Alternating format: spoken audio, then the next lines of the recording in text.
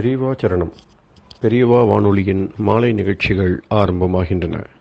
இன்றைய எமது நிகழ்ச்சிகள் நித்திய குரு பாதுகா பூஜா, ஸ்ரீ ரா கணபதி அவர்கள் எழுதிய புத்தகத்தின் ஒளிவடிவம், ஆன்மீக உரை, மகா பெரியவா மகிமை, உபன்யாசம். பெரியவா சரணம். பெரியவா சரணம். அடுத்த நிகழ்ச்சி நித்திய குரு பாதுகா பூஜை.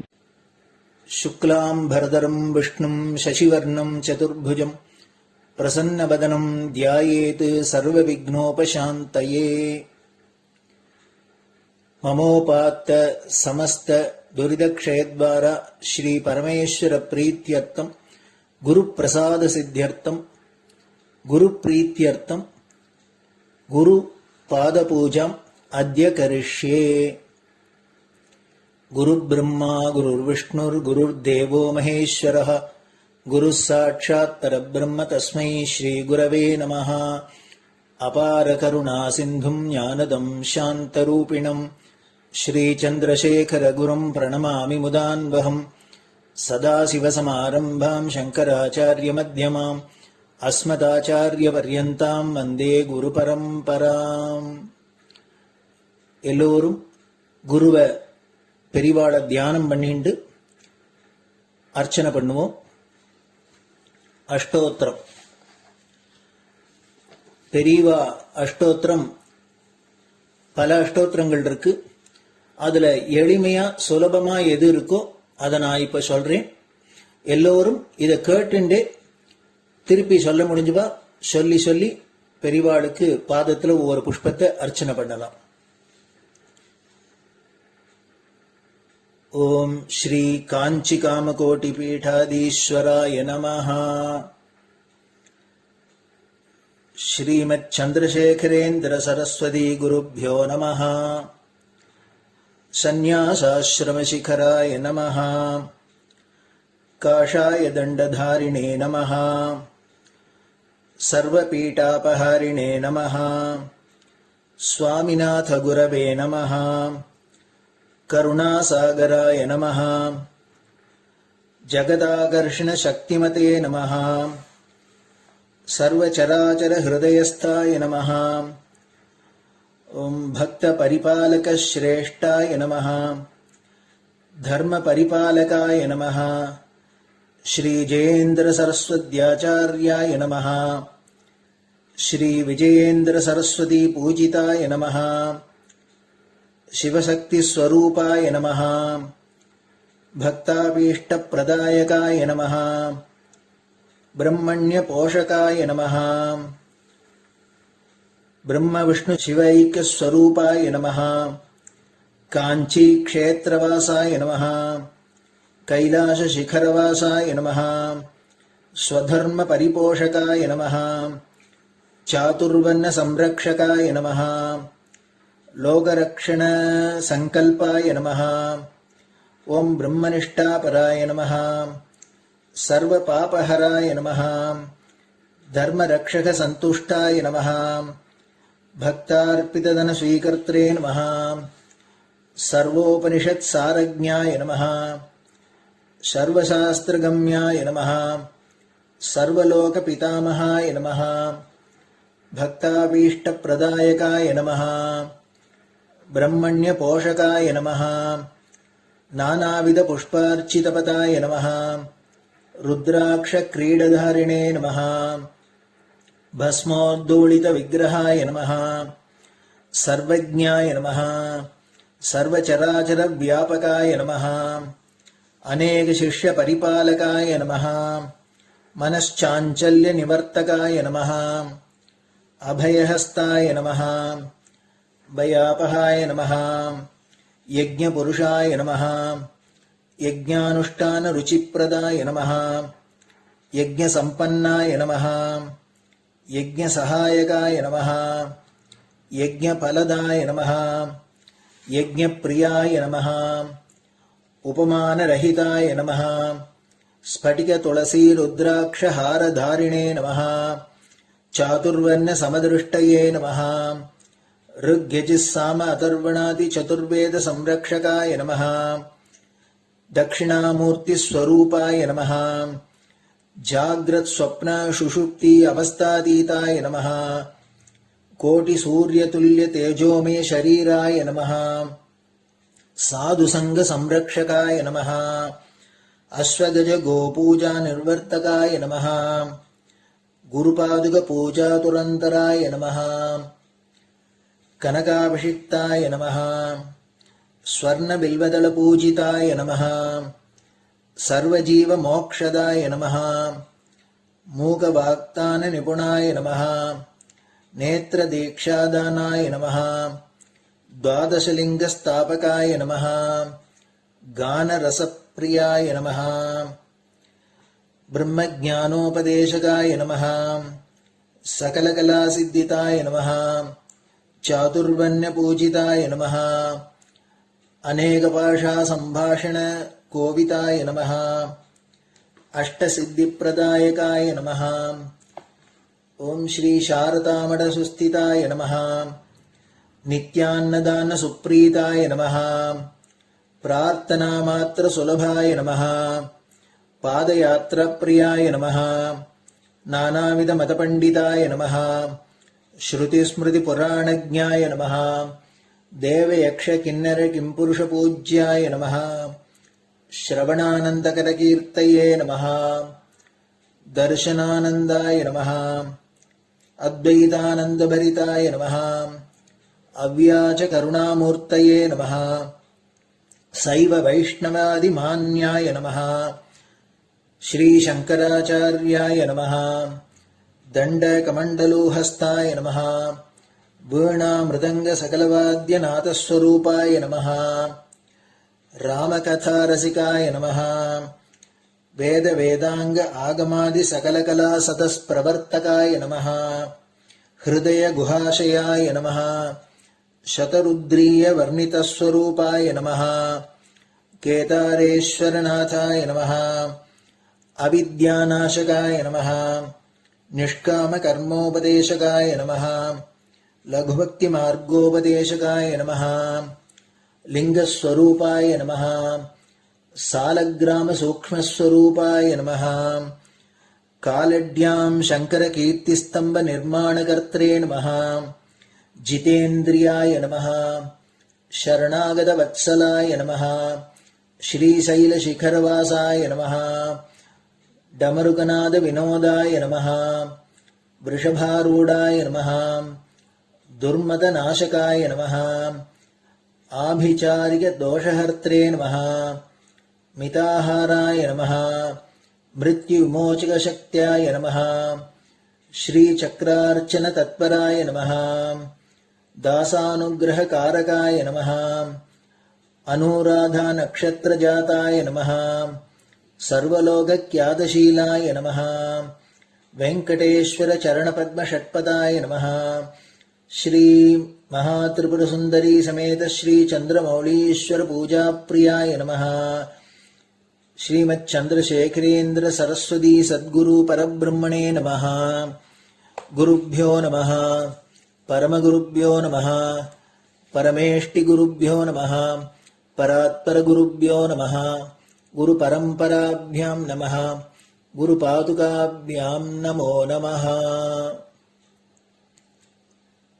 அடுத்தது ஊதுபத்தி இருந்தா அதை காமிச்சு தூபம், நெய் தீபம் இருந்தா காமிச்சு அதை நெய் தீபம் தீபம் காமிச்சுட்டு நைவேத்தியம் வெத்தலைப்பாக்கு பழம் இதுலேருந்து ஆரம்பிச்சு அவளுக்கு எது சௌரியமோ அதுபடி நைவேத்தியம் பண்ணலாம்.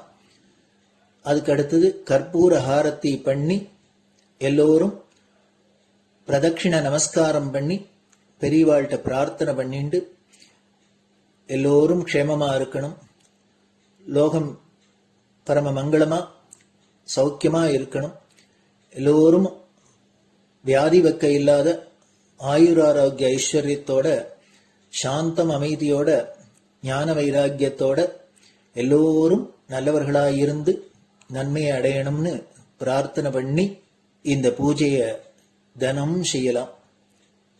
குரு பிரம்மா குருர் விஷ்ணுர் குருர் தேவோ மகேஸ்வரः குரு சாட்சாத் பரபிரம்ம தஸ்மை ஸ்ரீ குரவே நமஹ.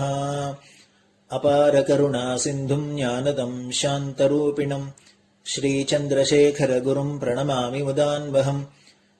சதாசிவசமாரம்பாம் சங்கராச்சாரிய மத்யமாம் அஸ்மதாச்சாரிய பர்யந்தாம் வந்தே குரு பரம்பராம். குரு பாத பூஜை நிறைவடைஞ்சது. பெரியவா சரணம். பெரியவா சரணம். பெரியவா வானொலியில் நேயர்கள் அடுத்து கேட்க இருப்பது ஸ்ரீ ரா கணபதி அவர்கள் எழுதிய புத்தகத்தின் ஒளி வடிவம். அளிப்பவர் ஸ்ரீமதி உமா சங்கர் அவர்கள். தேனினும் இனிய சொல்லான் தீச்சுடர் மேனி கொண்டான் ஊனுயிர்க்குயிரதான ஒன்றினைக் கலந்து நின்றான் ஏனினிக் கவலை நெஞ்சே இன்றுனக் அருள் செய்தான் இஞ்ஞானவான் காமகோட்டி நாதனை நம்புவோமே. ஜெய ஜெய சங்கர ஹரஹர சங்கர. மகா பெரியவாளின் உபன்யாசங்களை ரா கணபதி அண்ணா தெய்வத்தின் குரல் என்ற பெயரில் 7 பாகங்களாக தொகுத்து நமக்கு அளித்ததின் முதல் பாகத்தின் அடுத்த பகுதி.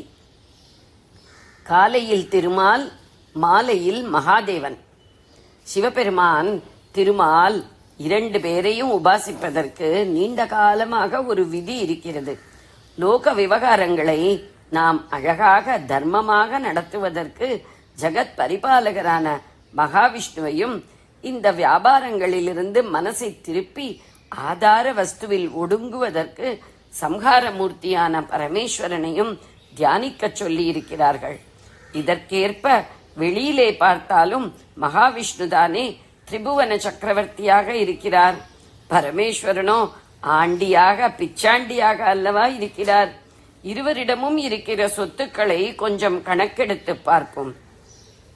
சிவனிடம் சாம்பல், எருக்கம்பு, தும்பைப்பூ, ஊமத்தை, மண்டை ஓடு, யானை தோல், பாம்பு இவைதான் இருக்கின்றன.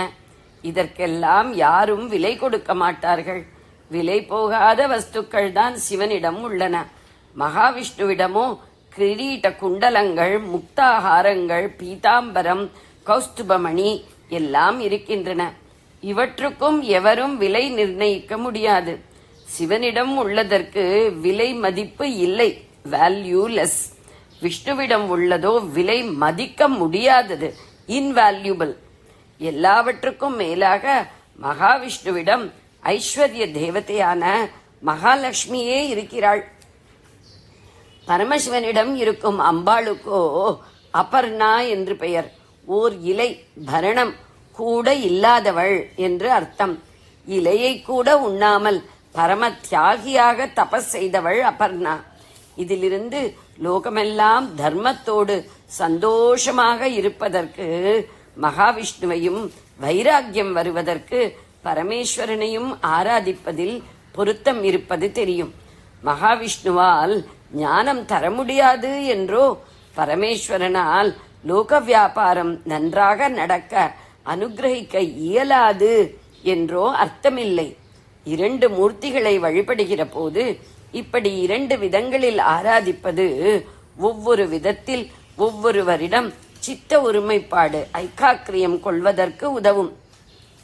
இந்த அடிப்படையில்தான் விடியற்காலையில் ஒவ்வொருவரும் எழுந்தவுடன் ஹரிநாராயண ஹரிநாராயண என்று கொஞ்ச காலமேனும் ஸ்மரணம் செய்ய வேண்டும் என்றும், சாயங்காலத்தில் சிவ சிவ என்று சிறிது பொழுதேனும் ஸ்மரிக்க வேண்டும் என்றும் பெரியவர்கள் விதித்திருக்கிறார்கள். வெகு சுலபமான சாதனம். எல்லோரும் இதை அவசியம் செய்ய வேண்டும். காலையில் லோகம் முழுக்க தூக்கத்திலிருந்து விடுபட்டு மலர்ச்சி அடைகிறது. சூரியன் பலபல என உதிக்கிறான். உலக காரியங்கள் எல்லாம் தொடங்குகின்றன. எனவே குளிர்ந்த வைகரை போதில் நீருட்ட மேகம் போல் குளிர்ந்த ஜகத் பரிபாலகரான விஷ்ணுவின் நாமங்களை உச்சரிக்க வேண்டும். மாலையில் அவரவரும் வேலை முடித்து வீடு திரும்புகிறார்கள். மாடுகள் கொட்டிலுக்கு திரும்புகின்றன. பட்சிகள் கூட கூட்டுக்கு திரும்பி விடுகின்றன. சூரியனும் மலைவாயில் இறங்குகிறான்.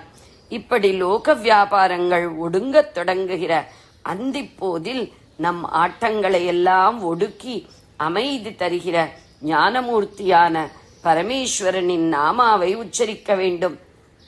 அண்டம் பிண்டம் இரண்டும் அடிப்படையில் ஒரே சரக்கானதால் வெளி உலக நடப்புக்கும் நம் அக உணர்வுகளுக்கும் சம்பந்தம் இருக்கிறது. உலகில் அருணோதயத்துக்கு முன்பு பட்சி ஜாலங்கள் விழித்துக் கொண்டு கூவத் தொடங்குகிற வேளையில் லோகமெல்லாம் நன்றாக இருக்க வேண்டும் என்ற எண்ணத்தை மனசில் நன்றாக பதிய வைத்துக் கொண்டு சாக்ஷாத் ஸ்ரீமன் நாராயணனை தியானிப்பது எளிதில் கைவரும். இதேபோல் வெளியுலகம் ஒடுங்கி தன்மயமாகி இருள் கவிந்து வருகிற அந்தி வேளையில் இந்திரியங்களை ஒடுக்கி சாந்தமாக சிவபெருமானின் தியானத்தில் அமிழ்வது சகஜமாகவும் சுலபமாகவும் இருக்கும். நம்முடைய மனோபாவத்தை பொறுத்து இப்படி 2 விதத்தில் உபாசித்தாலும் 2 மூர்த்திகளும் ஒன்றேதான் என்ற நினைப்பு போகக்கூடாது. காலையில் பஞ்சகச்சம் கட்டிக்கொண்டு சந்தியாவந்தனம் செய்த அதே மனிதர் பகலில் சூட் போட்டுக்கொண்டு ஆபீஸுக்கு போகிறார். வெவ்வேறு காரியங்களுக்காக வெவ்வேறு வேஷங்களை போட்டுக்கொண்டாலும் ஆசாமி ஒருத்தர் தான், சுவாமியும் ஒருத்தர் தான். ஜெய ஜெய சங்கர, ஹரஹர சங்கர. பெரியவா சரணம். இந்நிகழ்ச்சியின் அடுத்த பகுதி நாளை மாலை இதே நேரத்தில் ஒளிபரப்பாகும். பெரியவா சரணம். பெரியவா சரணம். பெரியவா வானொலியில் நேயர்கள் அடுத்து கேட்க இருப்பது திரு கவிக்கண்ணன் அவர்களின் ஆன்மீக உரை. பெரியவா சரணம். ராம் ராம். ஸ்ரீ குருப்யோ நமஹ. ஜெய ஜெய சங்கர, ஹர ஹர சங்கர. பெரியவா வானொலி நேயர்கள் அனைவருக்கும், மகா பெரியவாவுடைய பக்தர்கள் அனைவருக்கும் அடியேன் கவிக்கண்ணனின் அன்பு கலந்த நல்வாழ்த்துக்கள். ஜெய ஜெய சங்கர, ஹர ஹர சங்கர. ஸ்ரீ குருப்யோ நமஹ. 45வது பாடல் அபிராமேந்தாதியில பார்த்தோம். அல்ல கண்டு செய்தால் அது கை தவமோ அன்று செய்தவமோ, மின்று செய்தாலும் பொறுக்கை நன்றே பின் வெறுக்கை அன்றே அப்படின்னு சொன்னார். அதாவது எத்தனையோ பேர் உனக்கு எந்த தொண்டும் பண்றதில்ல, பூஜை பண்றதில்ல, ஆராதனை பண்றதில்ல, எதுவும் பண்றதில்ல. அவள்லாம் அதை மெய்ஞானிகள் சொல்லிடுறா எல்லாரையும். அவெல்லாம் ஒண்ணுமே பண்ணாத அவ இஷ்டப்பட்டு நடந்துக்கும் போது நான் அந்த மாதிரி இருந்தா தப்பா அப்படின்னு கேட்கிறான்னு சொன்னோம் இல்லையா? அதோட விடல. அவர் என்ன சொல்றேன்னா, அப்படி நான் ஏதாவது பண்ணிட்டா கூட, தெரியாத்தனமா பண்ணாலோ தெரிஞ்சு பண்ணிட்டேன்னாலோ பொருள்படுத்த மாட்டேன். நீ அப்படியே நான் செஞ்சுட்டேன்னு கூட அதை பொறுத்துக்கணும். நீ என்னை வெறுத்து தள்ளக்கூடாது. ஏன்னா உன்னை தவிர எனக்கு வேற யாரும் கதி கிடையாதுங்கிறதுனால நீ என்னைக்கும் என்ன நான் தப்பே பண்ணா கூட நீ என்னை தள்ளிவிடக்கூடாது. தரமன்று இவனன்று தள்ளத்தாகாதுன்னு பின்னாடி சொல்ல போற. அப்படி என்ன நீ என்னை அன்றே தடுத்தன்னை ஆண்டு கொண்டாயின்னு நீ ஆண்டு கொண்டிருக்க. என்ன நீ தள்ள மாட்ட. இருந்தாலும் நான் உங்ககிட்ட நான் கெஞ்சி கேட்டுக்கிறேமா, என்ன நீ வெறுத்து தள்ளிடாது அப்படின்னு சொல்றார். அதுக்கு சில உபமானங்கள்லாம் வேற அவர் சொல்றார். அடுத்த வர பாடல நம்ம பார்க்க போறோம்.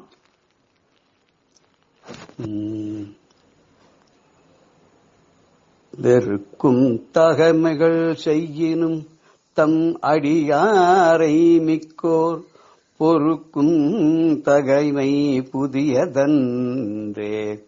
புது நஞ்சை உண்டு கருக்கும் திருமிடற்றான் இடப்பாகம் கலந்த பொன்னே. மறுக்கும் தகைமைகள் செய்யினும் யானுன்னை வாழ்த்துவனே. வாழும்படி ஒன்று கண்டு கொண்டேன் மனத்தே ஒருவர் வீழும்படி அன்று வெள்ளும்படி அன்று. வேலை நிலம் ஏழும் பருவரை எட்டும் எட்டாமல் இரவு பகல் சூழும் சுடர்க்கு நடுவே கிடந்து சுழல்கின்றதே. வெறுக்கும் தகைமைகள் செய்யணும் தம் அடியாரை மிக்கோர் பொறுக்கும் தகைமை புதியது அன்றே. புது நஞ்சை உண்டு கருக்கும் திருவிடற்றான் இடப்பாகம் கலந்த பொன்னே. மறுக்கும் தகைமைகள் செய்யணும் யான் உன்னை வாழ்த்துவனே அப்படிங்கிற. இந்த புதுசா அந்த சமுதிரத்தை கடையும் போது வெளியில வந்தது அந்த ஆலகால விஷம். அது கருத்து உருண்டு வந்தது. அது அப்படியே எடுத்து முழுங்கி விட்டாராம் சிவபெருமான். அதனால அவருடைய கழுத்து கருப்பா பெடுத்து அப்பேற்பட்டவருடைய உடம்புல இடது பாகத்துல பொன் போன்ற நிறமுடைய அம்பாளானவள் ஒரு பங்காக கொண்டு அங்க விளங்குகிறாள், பிரகாசிக்கிறாளாம். அப்படி வெறுக்கத்தக்க காரியமான அந்த நஞ்சை உண்டதே அம்பாளை கேட்காதே சாப்பிட்டாரு. அப்பேற்பட்டவே நீ பொறுத்து கொண்ட இல்லையா? அப்படிப்பட்ட யாரு வெறுத்து தள்ளக்கூடிய அளவுக்கு செயல்களை செஞ்சாலும் தன்னுடைய அடியவர்கள், தன்னை அண்டினவர்கள், தன்னையே சார்ந்திருப்பவர்களை பெரியவாள்லாம் மன்னிச்சுடுவா, அதை பொறுத்துடுவா. அதான் அவளுடைய மாண்பு.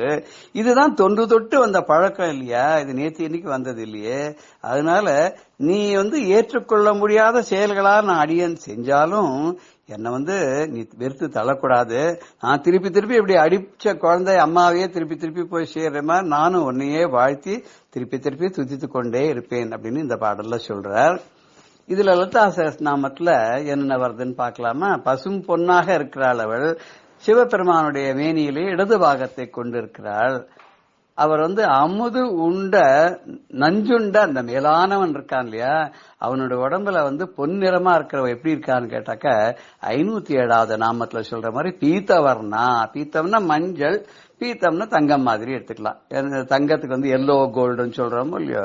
அப்புறம் சுவாதிஷ்டானாம்புஜகதா காக்கினி ரூபதாரிணி எப்படின்னு அம்பாளுக்கு பேரு. அந்த சுவாதிஷ்டானம்ங்கிற இடத்துல காக்கினி தேவன ரூபத்துல அம்பாள் இருக்கான்னு.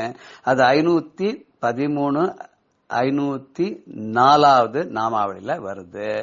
இடப்பாகம் கலந்த பொன்னேன்னு சொல்றாரு இல்லையா, பொன் ரூபத்துல அம்பாள் இருக்கா. அது மாத்திரம் இல்ல, அம்பாள் அவரோட இருந்துட்டு நம்ம எல்லாருக்கும் அவர் விஷத்தை சாப்பிட்டார். ஆனா அவர் உடம்புல பாதியா இருந்துட்டு அந்த விஷம் நம்மள தாக்காத நமக்கு நல்லதே பண்ணிட்டு இருக்கா. தனாத்தியக்ஷான்னு பேரு. செல்வத்துக்கெல்லாம் அதிபதியா அம்பாள் இருக்காளாம். 885வது நாமாவளி லலிதா சஹஸ்ரநாமத்துல. அது பிரகாரம் குபேரன் அம்பாளுடைய உபாசகனா. அந்த குபேரனுக்கே அம்பாள் தான் பணத்தை எல்லாம் கொடுக்கறா. ஏன்னா அவ கருணா அரச சாகரா. 326 நாமாவளி இருக்கு இல்லையா, அன்னை ஒரு கருணையின் கடலாக இருக்கக்கூடியவள். தியான ஸ்லோகத்துல கூட அருணாம் கருணாதரங்கிதாட்சன், கருணைறைந்த கண்களை உடையவள், சிவந்த மேனை உடையவள்.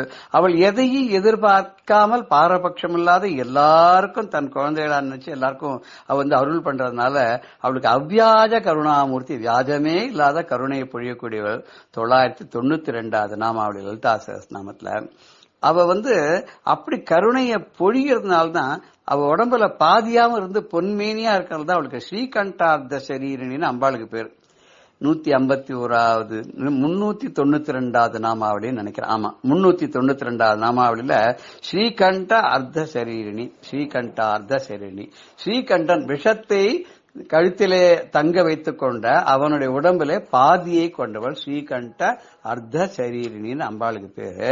அடுத்த பாடல்ல அவர் என்ன சொல்றார் அப்படின்னு பார்த்தோம்னா, வாழும்படி ஒன்று கண்டு கொண்டேன். நான் எப்படி நல்லபடியா வாழணும், நித்தியானந்தமான சுகத்தோட சௌக்கியத்தோட கவலை இல்லாத குறையில்லாத எப்படி வாழணும்ன்றத நான் கண்டு கொண்டேன்.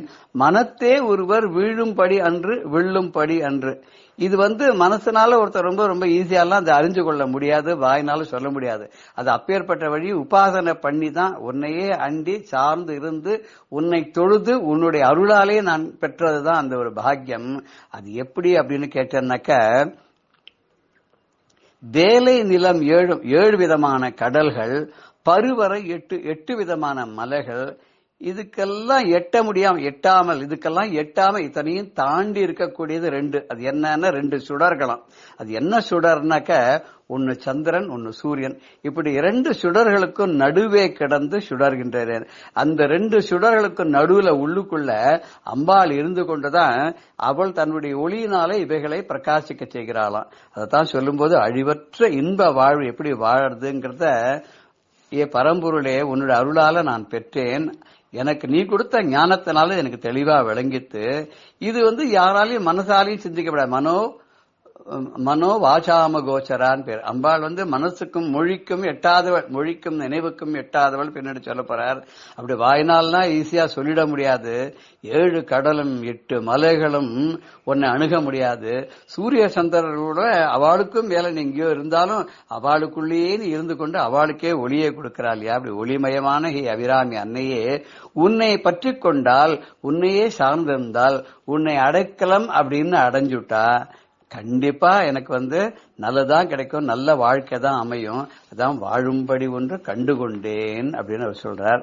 இதுல என்னென்ன லலிதா சஹஸ்ரநாமத்தினுடைய நாமாவளி வருதுன்னு பார்த்தோம்னா 554 அச்சிந்திய ரூபான்னு வருது. அச்சிந்திய ரூபான மனதுக்கு எட்டாத, சிந்திக்க முடியாத, மனோ வாசாம கோச்சரா அப்படின்னு சொல்ற மாதிரி அவளுக்கு குணமே கிடையாது. ஏதாவது ஒரு குணம் இருந்தாதானே இந்த குணத்தை வச்சு தியானிக்க முடியும். அவளுக்கு சத்துவம் ரஜஸ் தமஸ்ங்கிற 3 குணங்களும் இல்லாதவளாக இருக்கிறதுனால நிர்குண ஸ்வரூபிணியா இருக்கா. நிர்குணான்னு 139 நாமாவளி. இது நம்ம பார்த்தோம். மனோ வாசாம கோச்சரான்றதை பார்த்தோம். அது 415 நாமாவளி. மனதுக்கும் வாக்குக்கும் எட்டாதவளாக, ஞானிகளாலே அவருடைய ஞானத்தால் மட்டுமே அறியக்கூடியவளாக, பக்குவமடைந்த மனது உள்ளவர்களுக்கு மட்டுமே புரியக்கூடியவளாக இருக்காவ. அவ அப்புறமேயா. அவளை பத்தி எந்த ஒரு கட்டுக்குள்ளையும் கொண்டு வர முடியாது. அவளுக்கு எந்த அளவையும் நம்ம சொல்ல முடியாது. ஒரு எல்லைக்குள்ளேயே அவளை கட்டு நிச்சயமா மகிமா அவளுக்கு. அவளை நம்ம எந்த ஒரு கட்டுக்குள்ளேயும் கொண்டு வர முடியாது. 413 நாமாவளியில அவ சந்திர மண்டலத்துக்குள்ளே இருக்கான்னு சொன்னோம், சூரிய மண்டலத்துக்குள்ளே இருக்கா அப்படின்னு சொன்னோம். அப்படி 2 மண்டலத்துக்குள்ளே இருந்து பிரகாசிக்கக்கூடிய அவளை பானுமண்டல மத்தியஸ்தா அப்படின்னு 275 நாமாவளியும் 240 நாமாவளியில சந்திரமண்டல மத்தியகா அப்படின்னும் லலிதா சஹஸ்ரநாமத்துல வருது. அதையே எடுத்து இவர் ரொம்ப அழகா கையாண்டிருக்கார். அப்பேற்பட்ட அம்பாள் அவளுடைய பெருமையை நம்ம எப்படி சொல்ல முடியும்?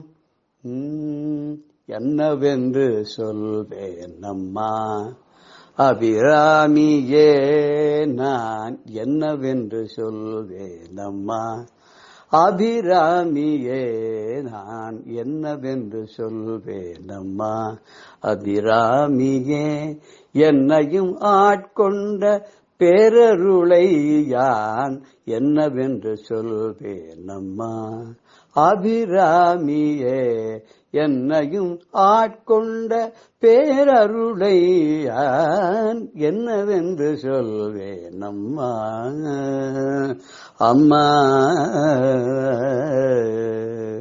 சென்னியில் பதம் வைத்து திருக்கரம் தன்னை காட்டி, என் சென்னையில் பதம் வைத்து திருக்கரம் தன்னை காட்டி, தன்னையும் உணர செய்ததயா பரியே, தன்னையும் உணர்ந்திட செய்ததயா பரியே, என்னவென்று சொல்வேன் அம்மா அபிராமியே, என்னையும் ஆட்கொண்ட பேரருளை யான் என்னவென்று சொல்வேன் அம்மா அம்மா. வேலனைகின்ற வேல் விழித்தாயே, பாலநாயடியேனை பறிவுடன் காத்து, சூலனொடு பரிகேறி துணையாக நீ இருக்க, காலனும் அணுகுவனோ கவரவும் முயலுவனோ, வேலனைகின்ற வேல் விழித்தாயே, பாலநாயடியேனை பரிவுடனே காத்து, சூலனொடு பரிகேறி துணையாக நீ இருக்க, காலனும் அணுகுவனோ கவரவும் முயலுவனோ, மாலவன் சோதரியே மாதங்கி உமையே, மாலவன் சோதரியே மாதங்கி உமையே, சீலமாய் உந்தன் பதமதை தொழுது, சீலமாய் உந்தன் பதமதை தொழுது, ஞாலமீதினில் யான் நற்பதம் சேர்ந்திட,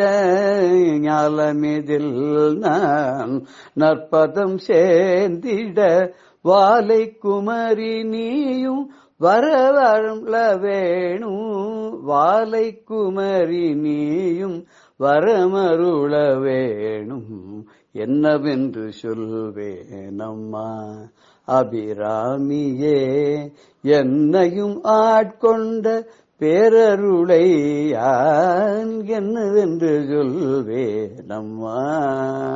மாலவன் சோதரியே மாதங்கி உமையவளே, சீலமாய் உன் பாதம் சித்தமுடன் தொழுது ஞாலமிதில் யான் நற்பதம் சேர்ந்திடவே வாலை குமரி நீயும் வரமருள வேணும் என்னவென்று சொல்வேனம்மா. அபிராமியே என்னையும் ஆட்கொண்ட பேரருளை யான் என்னவென்று சொல்வேனம்மா. அபிராமியே அபிராமியே அபிராமியே அபிராமியே. ஜெய ஜெய சங்கர, ஹர ஹர சங்கர. ஸ்ரீ குருப்யோ நம. பெரியவா சரணம்.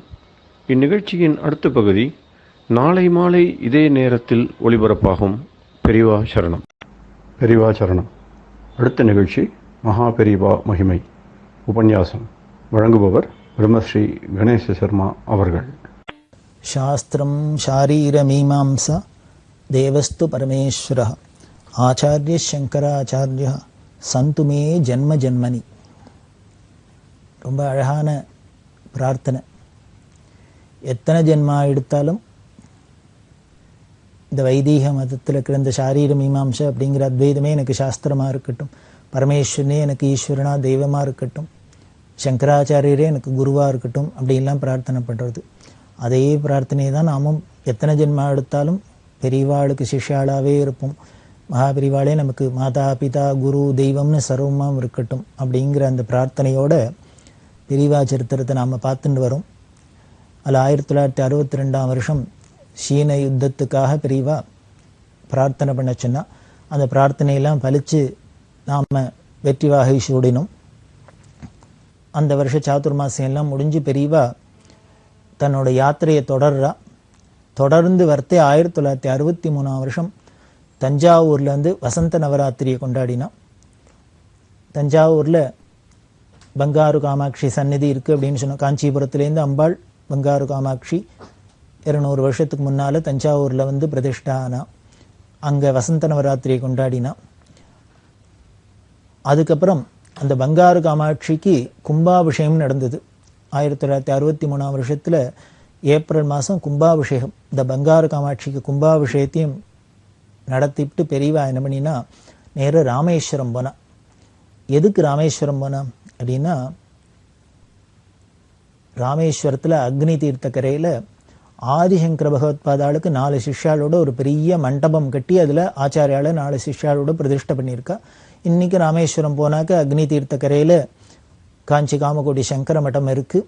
அதில் விண்ணுயர மண்டபத்தோட ஆதிசங்கர பகவத்பாதால் எல்லாருக்கும் தரிசனம் கொடுத்து அனுகிரகம் பண்ணின்னு இருக்கார். இது பெரியவா 1963 வருஷம் ஏப்ரல் மாதம் ஸ்தாபிதம் பண்ணினது. ஆச்சாரியல் பக்தி குரு பக்தி பெரியவாளுக்கு இருந்தாப்புல உலகத்தில் யாருக்குமே இருக்க முடியாது. சங்கரர் அப்படின்னாலே என்ன ஒரு பக்தி, என்ன ஒரு நன்றி பெருக்கோட பெரியவா இருந்திருக்கா அப்படின்னு ஆச்சரியமாக இருக்கும். அப்படி குரு பக்திக்கு பேர் போன பெரியவா தன்னோட குருவான ஆதி ஆச்சாரியாளுக்கு ஆசேது ஹிமாச்சலத்தில் பல இடங்களில் பல முக்கியமான நகரங்களில் க்ஷேத்திரங்கள்லாம் ஆச்சாரியாளுக்கு கோவில் கட்டி ஸ்தாபிதம் பண்ணியிருக்கா.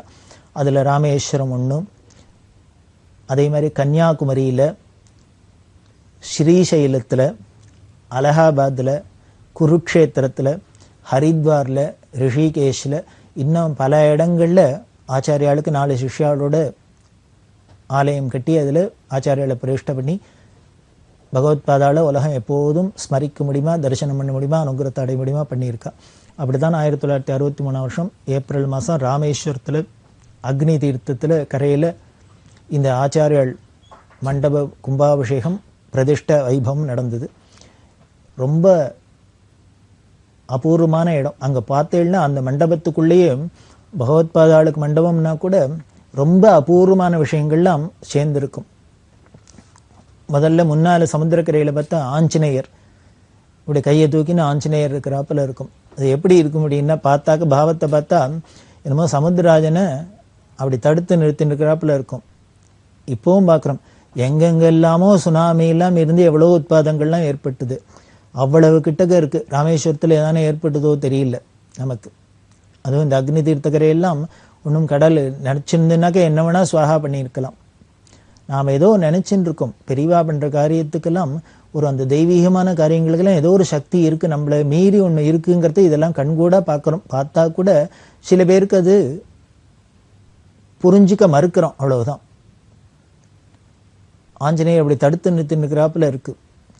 ஆஞ்சநேயர் அதேமாரி துவாதச ஜோதிர்லிங்கங்களும் ஒரே இடத்துல பிரதிஷ்டை பண்ணியிருக்கா. ராமேஸ்வரமே ஒரு ஜோதிர்லிங்க க்ஷேத்திரம் தான். அதுமாரி 12 இடத்துல துவாதச ஜோதிர்லிங்கம் இருக்கு, அது அங்கே இருக்கு. பகவத்பாதாள் அங்கே இருக்கா. கீழே தட்சிணாமூர்த்தி, மேதா தட்சிணாமூர்த்தி யந்திரத்தோட அங்கே பிரதிஷ்டை பண்ணப்பட்டிருக்கு. 4 சிஷ்யாளோட ஆச்சாரியர்கள் மேலே இருப்பா. அதை எப்படி கட்டணும் அப்படின்னு பெரியவா சொன்னான்னா, அந்த இன்ஜினியர்கிட்ட, அதை நிர்மாணம் பண்ணுற இன்ஜினியர்கிட்ட பெரியவா சொல்கிறா, அப்படி அக்னி கரையில் அக்னி தீர்த்தத்தில் சமுத்திரத்தில் இறங்கி ஒரு முழுக்கு போட்டு தலையை தூக்கினாக்க நேராக ஆச்சாரியால் தான் கண்ணில் படணும், அது மாதிரி ஹைட்டில் வைக்கணும் அப்படின்னு. அந்த இன்ஜினியருக்கே ஒரு பெரிய அனுபவம் ஏற்பட்டது. ஒரு பெரிய லண்டனில் போய் பட்டம்லாம் வாங்கிட்டு வந்து பெரிய இன்ஜினியர், அவரை கூட்டணிச்சு தான் இதெல்லாம் சொன்னான். அது எத்தனை ஹைட்டு இதெல்லாம் சொல்லி அப்புறம் பல விஷயங்கள் எல்லாமே பெரியவா சொல்லி தான் அதுபடி நடந்தது. சரஸ்வதியான சாரதைக்கு அங்கே சந்நிதி இருக்குது, கணபதி சந்நிதி, ஷோடச கணபதி, சுப்பிரமணியர் சந்நிதி, அதே மாதிரி பதிவிரதைகள், இந்த பதிவிரதைகளுக்கெல்லாம் சந்நிதி. அப்புறம் இன்னொன்று பார்த்தீங்கன்னா ரொம்ப ரேராக குரு சிஷ்யாள், அந்த குரு சிஷ்யாளில் எவ்வளவு அந்யோன்யமாக இருந்தா அப்படிங்கிறத உதாரணத்துக்கு சொல்லணும் அப்படின்னா, ராமானந்தர், கபீர்தாஸ் குரு சிஷ்யா சொல்கிறோம். இதை மாதிரி ரேராக இருக்கிற அந்த குரு சிஷ்யாலெல்லாம் அவளோட பிம்பங்கள்லாம் வச்சு இப்படி பல அபூர்வமான விஷயங்கள்லாம் வச்சு, அதாவது குரு பக்தி அது இருந்ததுன்னா என்னென்னலாம் எப்படிலாம் நாம் உயர்வடைகிறோம் அப்படிங்கிற காமிக்கிறாப்லேயே இந்த மண்டபம் இருக்கும். ஆதிகுருவான ஜெகத்குருவான சங்கராச்சாரியாளுக்கு ஆச்சாரியாளுக்கு மண்டபத்தில் இப்படி எல்லாமே குரு சம்பந்தமாகவே பலதும் இருக்குது. அப்படி எல்லாம் பண்ணி அந்த கும்பாபிஷேகத்தை முடிச்சுட்டு நேர அந்த வருஷம் இன்னொன்று முக்கியம், பெரியவாளுக்கு 70 வயசு பூர்த்தியாச்சு. அதனால் அதையும் அங்கே ரொம்ப விமர்சையாக பக்தாள்லாம் கொண்டாடணும்னு ஆசைப்பட்டு சுவாசினி பூஜை முதலான வைபவங்களோடு அங்கே நடக்க நேர அங்கேருந்து கிளம்பி பெரியவா மதுரைக்கு வந்தா. ஏன்னா மதுரையில் மீனாட்சி அம்பாள் கும்பாபிஷேகம் 1963 வருஷம் ஜூன் மாதம் 28ஆம் தேதி மதுரையில் மீனாட்சி கும்பாபிஷேகம் ரொம்ப விமரிசையாக நடந்தது. இந்த கும்பாபிஷேகத்துக்கு பெரியவா அவசியம் வரணும் அப்படின்னு பிடி ராஜன் அப்படின்னு பெரிய பக்தர், அந்த பிடி ராஜன் தலைமையில் தான் ஒரு கமிட்டி நிர்மாணம் பண்ணி கிட்டத்தட்ட அந்த காலத்திலே 50 லட்சம் ரூபாய் செலவில் ரொம்ப விமரிசையாக கும்பாபிஷேகம் பண்ணினா. இந்த பிடி ராஜன் ஜஸ்டிஸ் கட்சி அப்படின்னு சொல்லக்கூடிய இந்த ஒரு கட்சியோட தலைவர். இருந்தாலும் பெரியவாள்கிட்ட அபாரமான பக்தி. முதல்லவே சொல்லியிருக்கோம், யாராக இருந்தாலும் பெரியவாள்கிட்ட பிரியம் இருக்கும், பெரியவாளுக்கும் அவள்கிட்ட பிரியம் இருக்கும், அவளுக்கும் பெரியவாளோட அந்த அன்புனாலே கட்டுப்பட்டு அவளும் பெரியவாள்கிட்ட பக்தியா இருப்பா அப்படின்னு. இந்த பிடி ராஜன் பெரியவாளை ரொம்ப சாட்சாத் மீனாட்சி அப்படின்னே சொல்லியிருக்க. நீ தான் மீனாட்சி, பெரியவா தான் அந்த கும்பாபிஷேகம் பண்ணிக்கணும் அப்படின்னு சொல்ல பெரியவா அந்த கும்பாபிஷேகத்துக்கு வந்து கலந்துண்டா. அதில் ரொம்ப அபூர்வமான கும்பாபிஷேகம். 14 கோபுரம். மதுரை கோவிலை பார்த்தீங்கன்னா ரொம்ப அபூர்வமான கோவில். 14 கோபுரங்களுக்கும் ஒரே சமயத்தில் கும்பாபிஷேகம். கிட்டத்தட்ட 200 சிவாச்சாரியர்கள், 100க்கும் மேற்பட்ட வேத விற்பனர்கள், ஓதுவார்கள் பார்த்தீங்கன்னா 100க்கும் மேற்பட்ட ஓதுவார்கள். இப்படியெல்லாம் இருக்க பல யாக குண்டங்கள்லாம் பட்டு ரொம்ப விமரிசையாக நடந்தது. இந்த கும்பாபிஷேக தரிசனத்தை பெரியவா பண்ணிட்டு வரா. எக்கச்சக்கமான கூட்டம். பெரியவா ஜெயேந்திர சரஸ்வதி சுவாமிகள் 2 பேருமா தான் போய் இந்த கும்பாபிஷேகத்தெல்லாம் தரிசனம் பண்ணிட்டா. கும்பாபிஷேகம்லாம் முடிச்சுட்டு பெரியவா தங்கி இருக்காளோ இல்லையோ மதுரையில், அந்த ஜாகைக்கு வரா. அந்த ஜாகைக்கு வந்தால் ஊரே திரண்டு மதுரையில் கோவிலில் இருக்கு, கும்பாபிஷேக தரிசனம் பண்ணியிருக்கா. அதுவும் பெரியவாளும் இருந்திருக்கா. அப்படின்னா எல்லாரும் பெரியவாளோடு போய் தரிசனம் பண்ணியிருக்கா. 2 பேர் மடத்தில் மட்டும் இருந்தா. யாருன்னா மேலூர் ராமச்சந்திரியர் அப்படின்பா. மேலூர் மாமான்னு சொல்கிற வழக்கம். அவர் பூஜை கட்ட பார்த்துப்பார், அந்த இடத்த விட்டு அசையமாட்டார். அப்படி ஒரு பக்தி சிறுது. இந்த மேலூர் மாமா கோவிலில் போய் கும்பாபிஷேகத்துக்கு போகல. பொள்ளாச்சி ஜெயம் அப்படின்னு சொல்லக்கூடிய இந்த அம்மா போல. ஏன்னா அந்த அம்மாவுக்கு கொஞ்சம் அந்த கூட்டத்தெல்லாம் நடந்து போகிறது கஷ்டம்னால அந்த அம்மா போல. அந்த அம்மா என்ன பண்ணால் பெரியவா கும்பாபிஷேகம் பண்ணிட்டு வந்தோடனே நம்ம ஆரத்தி எடுக்கிறதுக்கு இருக்கலாம் அப்படின்னு அந்த அம்மாவும் இருக்கா, மேலூர் அம்மா இருக்கா. இவ 2 பேரும் மட்டும் மதுரையில இருந்து கும்பாபிஷேகத்துக்கு தரிசனம் பண்ண போல, மீதி எல்லாரும் போயிருக்கா. பெரியவா கும்பாபிஷேகம் முடிச்சுன்னு மடத்துக்குள்ளே வந்தாலோ இல்லையோ, இவா 2 பேரும் பார்த்துட்டு, என்ன நீங்கள் 2 பேரும் வரல கும்பாபிஷேகம் பண்ணிக்க தரிசனத்துக்கு அப்படின்னா, இல்லை அங்கே கூட்டமாக இருந்தது, அதில் எங்களுக்கு வர முடியாது, அதனால் நாங்கள் இங்கேருந்தே மனசில் ஸ்மரிச்சுன்னு விட்டோம், தியானம் பண்ணின்னு விட்டோம் அப்படின்னு. உடனே பெரியவா, அதனால வேண்டாம் கவலைப்படாத அப்படின்னுட்டு, என்னை பார்த்தியோ இல்லையோ அவ்வளோதான், நான் தான் மீனாட்சி, நமஸ்காரம் பண்ணிக்கோ, என்னை பார்த்தாலே கும்பாபிஷேகம் பார்த்தாச்சு, மீனாட்சியை பார்த்தாச்சு அப்படின்னு. இவாளுக்கு ஆச்சரியமாக இருந்தது. பெரியவா அப்படிலாம் ஓப்பனாக சொல்லுவாளோ, நான் தான் ஈஸ்வரன், நான் தான் அவதாரம், நான் தான் நம்பாள், நான் தான் ஈஸ்வரன் ஏதானு சொல்லியிருக்காளோ அப்படின்னா, சில சமயங்களில் இந்த பக்தாளோட பக்திக்கு கட்டுப்பட்டு அவளோட அந்த பக்தியோட பக்குவத்தை பார்த்து இது மாதிரிலாமும் சொல்லியிருக்கா. நீ அங்கே வந்து கும்பாபிஷேகம் தரிசனம் பண்ணலேன்னு குறையே வேண்டாம், என்னை பார்த்துட்டு இல்லையோ நான் தான் மீனாட்சி, என்னை பார்த்தாலே கும்பாபிஷேக பலன் தான் அப்படின்னு சொல்லியிருக்கா. முதல்லையே சொன்னோம், பிடி ராஜன் என்ன சொன்னேன், நீ தான் மீனாட்சி வந்து கும்பாபிஷேகம் பண்ணி உங்கள் யாலே பண்ணிக்கணும்னு சொன்னார், பிரார்த்தனை பண்ணான்னு பார்த்தோம். அந்த பாவம் சரிங்கிறதுக்கு இங்கே வாக்குறுதி மாதிரி அக்னாலஜ்மெண்ட் மாதிரி வருது. இது யாரோ ஒரு தரம் 2 தரம் சொல்கிறது இல்லை. வீணை நீலா அப்படின்னு ஒரு பக்தர், இந்த அம்மா ரொம்ப நன்னா வீணை வாசிப்பா, தியாகராஜ சுவாமிகளோட நேர் சிஷ்ய பரம்பரையில் வந்தவா. அந்த பரம்பரையில் வந்ததுனாலே ஒரு பெரிய பெருமை, சங்கீதத்தில் ரொம்ப பெரிய வித்வான், வீணை ரொம்ப நன்னா வாசிப்பா. இப்படி தியாகராஜ சிஷ்ய பரம்பரையா இருக்கு அப்படிங்கிறதுனாலே பெரியவா என்னம்னா, பூஜை நடந்துட்டு சந்திரமௌலீஸ்வர சன்னதியில் அம்பாளுக்கு எப்பொழுதும் வீணாகானம் ரொம்ப முக்கியம். எப்பொழுதும் கையில் வீணையை வச்சுட்டே அம்பாள் அப்படியே இந்த வீணா நாதத்தில் மூழ்கி இருக்காளாம். யாருக்கு இந்த சங்கீதத்தில் அப்படியே மனசு நிரம்பி இருக்கோ, மூழ்கி இருக்கோ, அவளுக்கு அப்படியே பூ மாதிரி மனசாயிடும், மென்மையாயிடும். அப்படி இருந்தாலே குழந்தை மாதிரி மனசு இருக்கிறதுனாலே எல்லாத்தையும் அன்பாக இருப்பா. அம்பாள் எல்லாத்தையும் அன்பாக இருக்கிறதுக்கு காரணம், முக்கியமான காரணம் இந்த வீணையோட எப்பொழுதும் இருக்கிறது, வீணாநாதத்தோட அவள் அனுபவிச்சுட்டு இருக்கிறது தான். அதனாலே பெரியவா என்ன பண்ணா, இந்த வீணை நீலாவை எப்பொழுதும் பூஜையில் நீ வீணை வாசிச்சுன்னு, மடத்துக்கு வந்தால் வீணை வாசிச்சுட்டே இருக்கணும் அம்பாள் சன்னதியில், சந்திரமௌலீஸ்வரர் சன்னதியில் அப்படின்னு ஒரு உத்தரவு. இப்படி கைங்கரியம் பண்ணிகிட்டே இருக்கா. எப்பொழுதுமே நம்ம இது மாதிரி காரியங்கள்லாம் ரொம்ப அபூர்வமான காரியங்கள் பண்ணுறது, அதுக்கு சில விக்னங்கள்லாம் வரும், இடைஞ்செல்லாம் வரும். இது நல்லவா நிறையா பேர் இருக்கிறாப்புல, 1-2 பேர் இதுக்கெல்லாம் இடைஞ்சல் பண்ணுறவாளும் இருப்பா. அது மாதிரி யாரோ சில பேர் என்ன பண்ணியிருக்கா, பெரியவாள்கிட்ட சொல்லியிருக்கா, எப்போ பாருவா இங்கேயோ உட்காந்து வீணை வச்சுட்டுருக்கா, வீட்டுக்கு போகிறது கஷ்டமாக இருக்கும், வந்துட்டு போகிறதெல்லாம் தனியாக வந்துட்டு போகணும் அப்படின்லாம் சொன்னோன்னே பெரியவா என்ன பண்ணால், எல்லாரோட மனோபாவத்துக்கும் வீடு கொடுக்கணும் இல்லையோ, இந்த வீணை நிலாவை கூப்பிட்டு சொன்னேன், இனிமேல் நீங்கள் வந்து சாயந்தர வேலையெல்லாம் வீணை வாசிக்க வேண்டாம், முடிஞ்சால் நீ மத்தியான வேலையில் காத்தாடு வேலைன்னு வந்து வாசிச்சுட்டு போ அப்படின்னா. அப்போ என்ன பண்ணினா பெரியவா, மத்தியான வேலையில் வா, எனக்கு வாசியே அப்படின்னா, நான் கேட்குறேன் வீணை வாசி அப்படின்னா. இந்த அம்மாவுக்கு கொஞ்சம் மனசு தாபமாக இருந்து, பெரியவா தான் சொன்னால் எப்பொழுதும் அம்பாளுக்கு, சந்திரமௌலீஸ்வருக்கு, திரிபுர சுந்தரிக்கு வீணாநாதம் கேட்டுக்கணும், அங்கே வாசி சுவாமி சன்னதியில் வாசின்னு சொன்னா. இப்போ யாரோ ஏதோ என்னமோ கோள் சொல்கிறாங்கிறதுக்காக பெரியவா நம்மளை இப்போ வீணை வாசிக்க வேண்டான்னு சொல்கிறா, சுவாமிக்கு கைங்கரியமாக இருக்குது அதை வேண்டான்னு சொல்கிறாளே அப்படின்னு தாப்போம். உடனே பெரியவா சொன்னால், ஏன் அங்கே சுவாமி சன்னதியில் வாசிச்சா தானே எனக்கு வாசித்து காமிக்கப்படாதா அப்படின்னா. உடனே பெரியவா சொன்னா, நீ இத்தனை நாள் வந்துட்டு இருக்க இடத்துல, ஆனால் இன்னும் நீ என்னை புரிஞ்சுக்கலையே அப்படின்ட்டு, இப்போ சொல்கிறேன் கேட்டுக்கோ, நான் தான் சந்திரமௌலீஸ்வரன், நான் தான் திரிபுர சுந்தரி, அதனால் எனக்கு வாசித்தாலே அங்கே வாசிச்சாப்புல தான், அதனால் எனக்கு வாசி அப்படின்னு. அந்த அம்மா இந்த வார்த்தையை கேட்டு ரொம்ப சந்தோஷப்பட்டா. இப்படி ஒரு வார்த்தை பெரியவா இப்படி ஒரு சத்தியத்தை வெளிப்படுத்துவா அப்படின்னு, உண்மையை சொல்வான்னு அந்த மாதிரி எதிர்பார்க்கல, சொல்கிறா. அதனால் அங்கே போய் சுவாமி சன்னதியில், சந்திரமௌலீஸ்வரர், திரிபுர சுந்தரி சன்னதியில் வாசிக்கலையேன்னு குறை வேண்டாம் உனக்கு, என் எதிர்க்க வாசித்தாலும் நான் தான் திரிபுர சுந்தரி, சந்திரமௌலீஸ்வரர் எல்லாம், அதனால் எங்கிட்ட வாசித்தாலும் ஒன்று தான், அங்கே வாசித்தாலும் ஒன்று தான் அப்படின்னு சொன்னான். அதுக்கப்புறம் பெரியவா சன்னதியில் வாசிக்கிறது தானே பெரிய பாக்கியமாக இருக்கும். அங்கேயான சந்திரமௌலீஸ்வரர், திரிபுர சுந்தரி விக்கிரக ரூபத்தில் இருக்கா, இங்கே பிரத்யக்ஷமாக இருக்கா. அப்படி வீண கைங்கரியம் பண்ணியிருந்தா. இது இந்த அம்மாவுக்கு தான் ஈஸ்வரன் அம்பாள்னு சொன்னது. பிரதோஷம் வெங்கட்ராமையர் அப்படின்னு பரமபக்தர், பெரியவாளை சாட்சாத் பரமேஸ்வரனா வழிபட்டு பரமேஸ்வரனுக்கு உகந்த பிரதோஷ காலத்தில் பெரியவாளை போய் தரிசனம் பண்ணுறது அப்படின்லாம் வச்சுனதுனாலே அவருக்கு அந்த பெயர் வந்தது.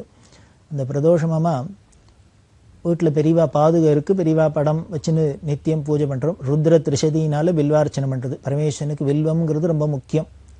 திருதளம் திரிகுணாகாரம் திரிநேத்திரஞ்ச திரியாயுஷம் திரிஜன்ம பாபசம்ஹாரம் ஏக வில்வம் சிவார்ப்பணம் அப்படின்னு சொல்லப்பட்டிருக்கு.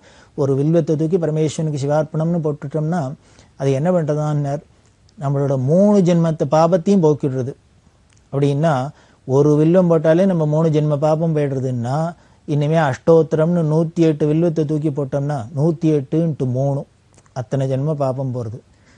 அதே 1000 வில்வ தளத்தினால சஹஸ்ரநாமம் பண்ணா 1000 × 3 3000 ஜென்ம பாபம் போகிறது. லட்சார்ச்சனை பண்ணா கோடி அர்ச்சனை பண்ணா வில்வத்தினால பரமேஸ்வரனுக்கு எவ்வளவு பாபம் போகும்னு எல்லாரும் கற்பனை தான் பண்ணிக்கலாம். இன்னும் சொல்லப்போனா அத்தனை பாவம் நம்மளால பண்ணவே முடியாது. அப்படி பக்த சுலபன் அந்த பரமேஸ்வரனுக்கு பிரீத்தியான வில்வம். அந்த வில்வார்ச்சனை சாட்சாத் பிரத்யக்ஷ பரமேஸ்வரன் பெரியவாளுக்கு பண்ணணுங்கிறதுனால பிரதோஷமாமா என்ன பண்ணுவா, தனம் பெரியவா பாதுகைக்கு ருத்ர திரிசதியினால வில்வார்ச்சனை பண்ற வழக்கம். அதே மாதிரி பெரியவாளை எப்போ தரிசனம் பண்ணா காத்தால விஸ்வரூப தரிசனத்தும் போது வில்வ மாலை கட்டி பெரியவாளுக்கு அர்ப்பணம் பண்ணி, பெரியவா பிரத்யக்ஷ பரமேஸ்வரன் அவளுக்கு வில்வம், பெரியவாளுக்கு வில்வ மாலை கொடுக்கறது, வீட்டில் வில்வார்ச்சனை பண்றது அப்படின்னு ஒரு நியதி வச்சிருந்தா. ஒரு நாளைக்கு பெரியவா கேட்டா, அம்மா தினம் வில்வ மாலை கொடுக்குற, உனக்கு எங்கே இந்த வில்வம் கிடைக்கிறது, யாரு பிரச்சனை வந்து தரா அப்படின்னு. வேணும்னு ஒரு பக்தர் இருக்கார், அவர் தான் பிரச்சனை வந்து தர்றார் அப்படின்னு சொன்னார். எவ்வளவு பிரச்சனை வரும், நிறையா பிரச்சனை வரும். நிறையா பிரச்சனை வருவாங்கிற ஒரு மாலை தானே கொடுக்குற, மீதி என்ன பண்ணுவேன் அப்படின்னு. ஆற்றுல பெரியவா பாதுகா இருக்குது, பெரியவா திருவுருவ படம் இருக்குது, அதுக்கு திரிசதி அர்ச்சனை பண்ணுறேன் அப்படின்னு. ஓ அப்படியா, சரி. இதை மாமாவோட இப்படி பேசிகிட்டே இருக்கிறதே பக்கத்தில் வந்த ஒரு அம்மா, அந்த அம்மா என்ன பண்ணா, நான் கூட அப்படித்தான் பண்ணுறேன் பெரியவா அப்படின்னா. உடனே பெரியவா அந்த அம்மாட்ட, நீ என்னை வர மாதிரியா பண்ணுறேன். ஆமாம் அப்படின்னு. அந்த அம்மா ஒரு வெள்ளை மாலை கொடுத்துருக்கா, பெரியவா போட்டுருக்கா. நீ எங்கேருந்து பறிப்ப, உனக்கு யார் பறிக்கிறா அப்படின்னு. நான் ஏகாம்பரேஸ்வரர் கோவில்கிட்ட இருக்கேன், அங்கேருந்து பறிக்கிற வழக்கம். நீ எத்தனை பறிப்பேன், நான் நிறையா பறிப்பேன். உடனே அந்த அம்மா சொன்னா, ஒரு மாலை இங்கே கொடுப்பேன் மாலையாக கட்டி, மீதியை ஏகாம்பரேஸ்வருக்கு அர்ச்சனைக்கு கொடுப்பேன் அப்படின்னு. உடனே பெரியவா சிரிச்சுட்டு, இவர் தினம் நிறையா வில்லும் பறித்து ஒரு மாலை இங்கே எனக்கு கொடுக்குற, மீதியை ஆற்றுல என் படத்துக்கு என் பாதுகைக்கு அர்ச்சனை பண்ணுறாள். நீ தினம் வில்லும் நிறையா பறித்து ஒரு மாலை இங்கே கொண்டு கொடுக்குற, மீதி ஏகாம்பரேஸ்வருக்கு அர்ச்சனை பண்ணுற. எங்கே பண்ணினா என்ன, எங்கே போட்டால் என்ன, எல்லாம் என் தலையில தான் வந்து விழுறது அப்படின்னு. இதுக்கு மேலேயே தான் தான் ஏகாம்பரேஸ்வரர், தான் தான் கச்சபேஸ்வரர், தான் தான் எந்த ஏகபில்வம் சிவார்ப்பணம்னு எங்கே போட்டாலும் தன் தலையில தான் வந்து விழுறது அப்படின்னு பிரிவா சொல்கிறான்னா, பரமேஸ்வரன் ஈஸ்வரன் தான் தான்ங்கிறதுக்கு இதுக்கு மேலேயே நமக்கு உத்தரவாதம் வேணும். அப்படி பிரதோஷ மாமாவுக்கு தன்னோட ஈஸ்வரத்துவத்தை கன்ஃபார்ம் பண்ணினான். அதே மாதிரி இன்னொரு பக்தர் ஜோஷி, பாலகிருஷ்ண ஜோஷி அப்படின்னு இங்கே மெட்ராஸில் பாரிஸ் கார்னரில் இருந்தவர், பரம பக்தர். அவர் நகை வியாபாரம்லாம் பண்ணியிருந்தா, வைர வியாபாரம்லாம் பண்ணியிருந்தா. புதுப்பிரிவா ஜெயேந்திர சரஸ்வதி சுவாமிகள் 12 ஜோதிர்லிங்க க்ஷேத்திரத்துக்கு ஒரு யாத்திரை போய் எல்லாத்தையும் தரிசனம் பண்ணணும் அப்படின்னு ஆசைப்பட்டு கிளம்பினா. அப்போ என்ன பண்ணினா, அந்தந்த சுவாமிக்கு ஏதானும் காணிக்கை செலுத்தணுங்கிறதுக்காக தங்கத்தில் தாராபாத்திரம் பண்ணி 12 தாராபாத்திரம் பண்ணி எல்லா ஜோதிர்லிங்கத்திலையும் கொடுக்கணும் அப்படின்னு அவள் ஆசைப்பட்டு இந்த ஜோஷிகிட்ட பண்ணிட்டு வர சொன்னான். ஏன்னா பரமேஸ்வரனுக்கு அபிஷேக பிரியோ சிவகான, பரமேஸ்வரனுக்கு என்னென்ன எப்போ பாரு அபிஷேகம் பண்ணிட்டே இருக்கு, தலையில் தண்ணி கொட்டிகிட்டே இருக்கு. அப்படின்னா என்ன, அவர் எப்பொழுதும் குளிர்ந்து இருப்பார்னு அர்த்தம். அவருக்கு பேரே என்ன சொல்கிறோம்னா ஆர்திர கபாலீஸ்வரர் அப்படிங்க, எப்பொழுதும் நினைஞ்சுட்டே இருப்பார். நம்ம சொல்கிறோம் இல்லையோ, அவர் உடம்பு மட்டுமா நினைஞ்சுட்டு இருக்கு, மனசு எப்பொழுதும் ஈரமான ஹிருதயம். ஆருத்ரா ஆருத்ரா ஆருத்ரா தரிசனம் அப்படிங்கிறமே, ஆருத்ரம் அப்படின்னாலே நனைஞ்சுட்டு இருக்கிறது பரமேஸ்வரனுக்கு. அதனால அபிஷேக பிரியம். அதனால தான் என்ன பண்ணா ஜெயேந்திர சரஸ்வதி சுவாமிகள் இந்த 12 தங்கத்தில் தாராபத்திரம் பண்ணி கொடுக்கணும்னு இந்த ஜோஷிட்டு சொல்ல, இந்த ஜோஷி என்ன பண்ண 13 பண்ணிட்டு வந்தார். கொண்டு மடத்தில் கொடுத்தார். அவ புதுப்பிரிவா சொன்னா, பெரியவாள்கிட்ட இதை கொண்டு காமிச்சிட்டு விஷயத்தை சொல்லு அப்படின்னா, அவர் எடுத்துன்னு போய் புதுப்பிரிவா 12 ஜோதிர்லிங்க க்ஷேத்திர யாத்திரை பண்ண போறா. அங்கே எல்லா சுவாமிக்கும் ஒவ்வொன்று கொடுக்கணும்னு தாராபாத்திரம் தங்கத்தில் பண்ணிட்டு வச்சுன்னா பண்ணி வச்சிருக்குன்னு பெரியவா எண்ணி பார்த்துட்டு, 12 ஜோதிர்லிங்கம் 12 தானே, ஏன் 13 இருக்குன்னா. உடனே ஜோஷி சொன்னார், அது அவ போகிற 12 ஜோதிர்லிங்கத்துக்கு இது இந்த 13 வச்சிருக்கிறது எனக்கு நான் பார்த்துட்டு இருக்கிற ஜோதிர்லிங்கம் எல்லாம் துவாதச ஜோதிர்லிங்கம் சேர்ந்தது பெரியவா தான். அதனால பெரியவாளுக்காக ஒன்று, மீதி மற்ற க்ஷேத்திரங்களுக்குள்ள பரமேஸ்வரனுக்கு அப்படின்னா. உடனே பெரிய ஓ நானும் அதுவும் ஒன்று தாங்கிறதுனால எனக்கும் சேர்த்து பண்ணியிருக்கியாக்கும் அப்படின்ட்டு உடனே சிரிச்சுட்டு தங்கிட்ட கைங்கரம்ன்ட்டு போய் உள்ளேருந்து கங்கையை எடுத்துன்னு வான்னா கங்கையை கொண்டு சொல்லி இந்த தாராபாத்திரத்தை பிடிச்சிக்க சொல்லி அதில் கங்கையை ஊற்ற சொல்லி தானே எடுத்து கொடுத்து சொல்லுங்கோ அப்படின்னு பக்கத்தில் இருக்கிறவெல்லாம் சொல்ல சொல்லி ஓம் நமோ பகவதே ருத்ராய நமஸ்தே ருத்ரமன்யவே அப்படின்னு ருத்ரத்தை ஸ்ரீருத்ரத்தை சொல்ல சொல்லி அந்த ருத்ரம் முழுக்களும் சொல்லி தான் அந்த கங்கா தீர்த்தத்தினால இந்த தாராபாத்திரத்தினால அபிஷேகம் பண்ணிட்டு ஜோஷிகிட்ட சொல்கிறா திருப்தியா அப்படின்னு. ஜோஷி துவாதசி ஜோதிர்லிங்கத்தில் இருக்கிறது ஒன்று தான் பெரியவாளும் ஒன்று தான் அப்படின்னு அந்த பாவத்தில் 12ஓட 13 தாராபாத்திரம் பண்ணிட்டு வந்தால் பெரியவா உடனேயே அதை அங்கீகரிக்கிறாப்புல என்ன பண்ணுறான்னு தான் உடனே அதில் அபிஷேகம் பண்ணிட்டு தரிசனம் கொடுக்குறா. அப்படின்னா இதுதான் பெரியவா சாட்சாத் பரமேஸ்வரன் அப்படிங்கிறதுக்கு சாட்சி. இது இத்தனையும் எதுக்கு சொல்கிறேன் அப்படின்னா, இந்த மதுரை கும்பாபிஷேகத்தில் பிடி ராஜன் பெரியவாளை சாட்சாத் மீனாட்சின்னு பாவத்தில் கொண்டாடினத்துக்கும், அதே மாதிரி கும்பாபிஷேகம் முடிஞ்சு வந்தோன்னே இந்த மேலூர் மாமாவுக்கும் பொள்ளாச்சி மாமிக்கும் பெரியவா நான் தான் மீனாட்சி என்ன பார்த்துட்டியோல எல்லாம் போரும் அப்படின்னு சொன்னதுக்கும் எவ்வளவு தாத்பரியம் இருக்குது, எவ்வளவு சத்தியம் அப்படிங்கிறதுக்காக சொன்னேன். அதெல்லாம் முடிஞ்சு அந்த 1963 வருஷம் சாதுர்மாசியத்தை இந்த மதுரைக்கு பக்கத்துலேயே நாராயணபுரம்னு இருக்குது. இந்த நாராயணபுரத்தில் சாதுர்மாசியத்தை பண்ணினா ரொம்ப பிரசித்தமாக நடந்தது. அங்கேயும் இந்த ஆகம சில்ப சதஸ்லாம் நடந்தது. அதை முடிச்சுட்டு யாத்திரையை தொடர்ந்து அந்த வருஷம் நவராத்திரிக்காக பெரியவா திருச்சிராப்பள்ளிக்கு வந்தா. திருச்சிராப்பள்ளியில் வந்து பெரியவா ரொம்ப விமரிசையாக நவராத்திரி கொண்டாடுறா. அந்த நவராத்திரியிலும் போது ஆயிரக்கணக்கான ஜனங்களுக்கு அன்னதானம் முதலாளெல்லாம் பண்ணப்பட்டது. அந்த கமிட்டியெல்லாம் போட்டு ஏற்பாடு பண்ணியிருக்கா. அன்னதானம்னா ஆயிரக்கணக்கான ஜனங்களை வந்து சாப்பிட்டுட்டு போகிறது. கார்த்தால ஆரம்பித்தா சாயந்தரம் வரைக்கும் பந்தி போயிட்டே இருக்குது. அவளால் இந்த நிர்வாகத்தால் மேனேஜ் பண்ண முடியல. நிர்வாகம் பண்ணுறது கஷ்டமாக இருந்தது. அது காசு பணம் வந்துடும். இருந்தாலும் இந்த இனிமேல் சமையல் பண்ணி இனிமேல் அத்தை பண்ணி இத்தை பண்ணி சுத்தம் பண்ணி இத்தனை காரியம் இருக்கே. அதனால் பெரியவாள்கிட்ட வந்து பிரார்த்தனை பண்ணா. அத்தனை பேரும் கார்த்தால முதல் பந்தியில் சாப்பிட்றவர் சாயந்தரம் திருப்பி 11 மணிக்கு சாப்பிட்டுவோன்னா சாயந்தரம் 5 மணி வரைக்கும் பந்தி நடந்துக்கும். உடனே திருப்பி வந்துடுறா. முதல் பந்தியில் சாப்பிட்ருவா, கடைசி பந்தியில் சாப்பிட்றா. அதனால் போட்டு சிரமமாக இருக்குது, நிர்வாகம் பண்ண முடியல. அதனால் எல்லாருக்கும் பொட்டலமாக கட்டி கையில் பார்சல் பண்ணி கொடுத்துடலான்னு இருக்குது. பெரியவா உத்தரவு பண்ணோம்னா பெரியவா கூடாதுன்ட்டா. முதல் பந்தியில் சாப்பிட்டோம், கடைசி பந்தியிலும் சாப்பிட்றான்னா அத்தனை பசி இருந்ததுனால தானே சாப்பிட்றா. ஒன்று தெரிஞ்சுக்கோ, அப்படி பசிக்கிறவாளுக்கு தான் சாதம் போடணும். அதே மாதிரி ஆயிரக்கணக்கான ஜனங்கள் உட்காந்து சாப்பிட்றத கண்ணால் பார்த்தாலே நமக்கு புண்ணியம் உண்டு அப்படின்னு. நாம் ஏதோ சாப்பாடுங்கிறோம். எல்லாராலையும் சாப்பிட முடியும். கோடிக்கணக்கில் பணம் இருக்கும், ஆனால் எடுத்து வாயில் போட்டுக்க முடியாது. இது ஆகாது, அதாவது இது படத்து இதுப்படாதும்பா. அதனால் சாப்பிட்றதுங்கிறதும் ஒரு கொடுப்புன்னு. அது நிறையா சாப்பிட்றேன்னா அதுவே பெரிய பாக்கியம்தான், ஈஸ்வர அனுகிரகம். அதனால் அப்படி சாப்பிட்றவாளை தரிசனம் பண்ணாலும் புண்ணியம்ப்பா. உங்களால் அது நிர்வாகம் பண்ண முடியலன்னா சொல்லுவோம், நான் இன்னும் ஆளுகளை கொடுத்து ஏதானும் பண்ணி அதுக்கு பண்ணிக்கலாமே வழிய பொட்டலங்கட்டிலாம் கொடுக்கப்படாது. பொட்டலங்கட்டி கொடுத்தேன்னா அவள் எங்கேயோ வச்சுன்னு சாப்பிடுவா. சாப்பிட்ற சமயத்தில் தீர்த்தம் வேணும்னா எங்கே போவா? எப்படிலாம் பெரியவா பார்க்குறா பாருங்க. நம்மளா இருந்தால் பார்சல் பண்ணி கொடுத்துட்டா நம்ம காரியம் நீட்டாக ஆகிடும்னு பார்ப்போம். பெரியவா சொல்கிறா, இந்த பொட்டலத்தை பிரிச்சுன்னு ஏதோ ஒரு இடத்துல உட்காந்து சாப்பிட்றோம். சாப்பிட்றதே விற்கிறது தீர்த்தம் வேணும்னா நம்ம இப்போ பந்தியிலன்னா தீர்த்தம்னு கேட்டுன்னு வருவோம். வேணுங்கிறத பார்த்து பரமாறலாம். பொட்டலம் கொடுக்குறதே அப்படி பார்த்து பரமாறுமோ, அந்த பிரேம கிடைக்குமோ, அன்பு கிடைக்குமோ? அது மெக்கானிக்கலானா போய்டும். அதனால் போகப்படாதுப்பா. இப்படி போட்டு தான் இங்கே உட்காத்தி வச்சு தான் எல்லாருக்கும் உபச்சாரம் பண்ணி தான் போடணும். அதுதான் விருந்து. அதனால் இதை குறைக்காதீங்கோ. உங்களுக்கு சாமான் போறலைன்னா, சாமான் பணம் போறலைன்னா சொல்லி யாரானு கொண்டு கொடுப்பா, ஈஸ்வரனுக்கு வந்துடும். அப்படி காரியம் செய்யறதுக்கு மனுஷா இல்லைன்னா நாம் அதுக்கு என்ன பண்ணலான்னு தான் பார்க்கணுமே வழிய இந்த அன்னதானத்தை நிறுத்தப்படாது அப்படின்லாம் சொன்னான். இதுதான் தாயிற் சிறந்த தயாவான தத்துவன் அப்படிங்கிறது. அப்படி ஏன்னா சாட்சாத் பராசக்தியோட ஸ்வரூபம் இல்லையா பெரியவா? மீனாட்சின்னு தான் பார்த்தோமே, காமாட்சின்னு தான் பார்த்தோமே, அம்பாள் தான் பார்த்தோமே. அப்படி அன்னதானம் நடந்தது இந்த திருச்சியில். அதே மாதிரி இந்த திருச்சியில் யாத்திரை பண்ணிட்டு இருக்கிறது இன்னும் என்னென்னலாம் நிகழ்ச்சிகள் நடந்தது, எப்படி பெரியவா தொடர்ந்து யாத்திரை பண்ணுறா என்ன அப்படிங்கிறது தொடர்ந்து நாம் பார்க்க போகிறோம். பெரியவா சரணம். இந்நிகழ்ச்சியின் அடுத்த பகுதி நாளை மாலை இதே நேரத்தில் ஒளிபரப்பாகும். பெரியவா சரணம். பெரியவா சரணம். அடுத்த நிகழ்ச்சி திருவாசக இன்னிசை. வழங்குபவர் ஸ்ரீ சத்குருநாத தேசிகர் அவர்கள். பெரியவா சரணம். திருச்சிற்றம்பலம். திருத்தெள்ளேணம் திருமாலும் பன்றியாய்ச் சென்று உணரா திருவடியை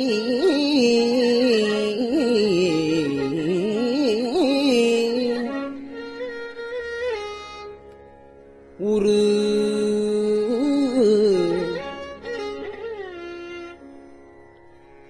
நாம் அறிய ஓர் அந்தணனாய் ஆண்டு கொண்டான்.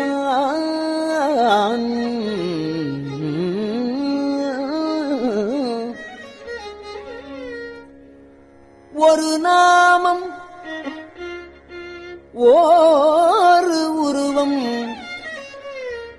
ஒன்றும் இல்லாக்கு ஆயிரம் திருநாமம் பாடி நாம் தெள்ளேணம் கொட்டாமோ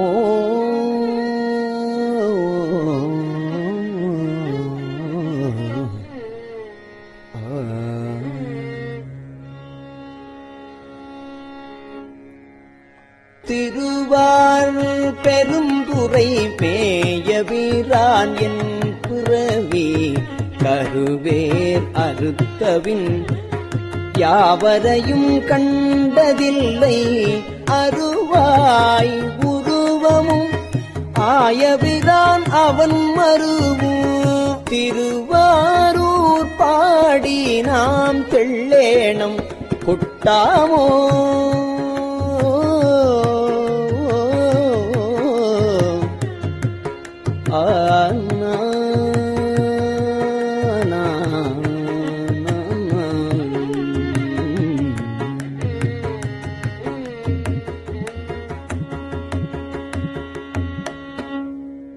அரிக்கும் பிரம்மர்க்கும் அல்லாத தேவர்கட்கும் தெரிக்கும் படித்தன்றி நின்ற சிவம்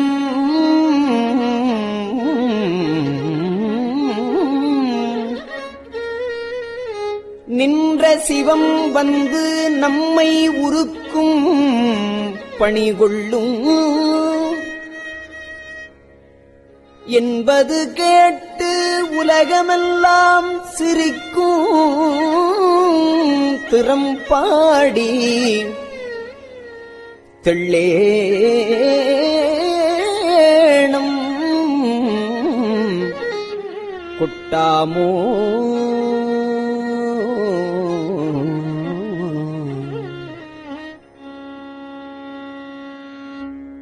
அவமாய தேவர் அவகதியில் அழுந்தாமே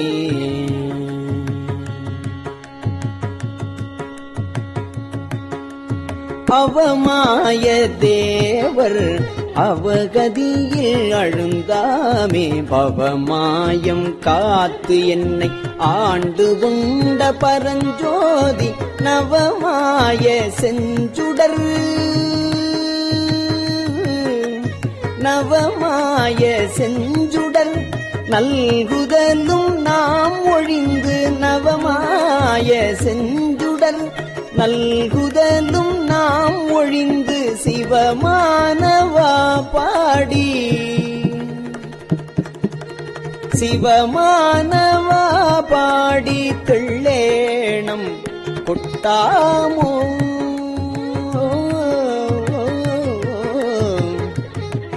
ஆனா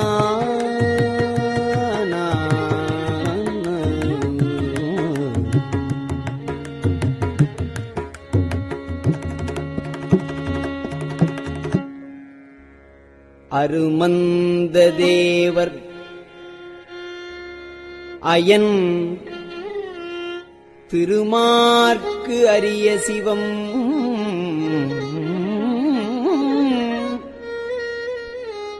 அருமந்த தேவர் அயன் திருமார்க்கு அரிய சிவம்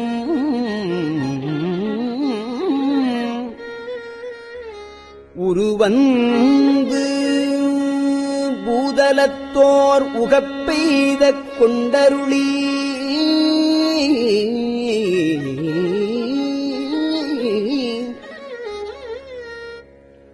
கருவந்து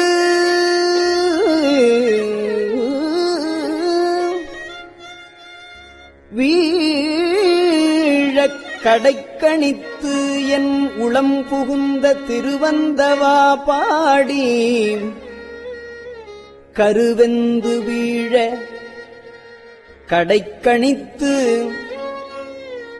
என் உளம் புகுந்த திருவந்தவா பாடி தெள்ளேணம் கொட்டாமோ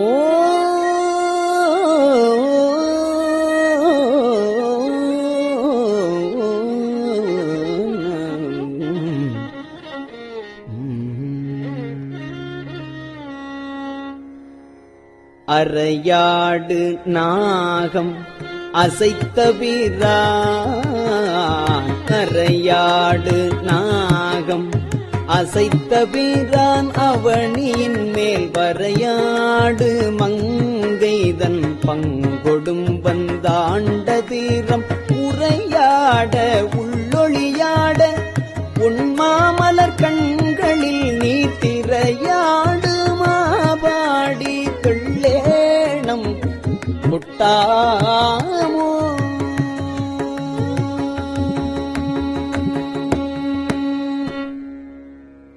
ஆவா அரி அயன் இந்திரன் வானோர்க்கு அரிய சிவன்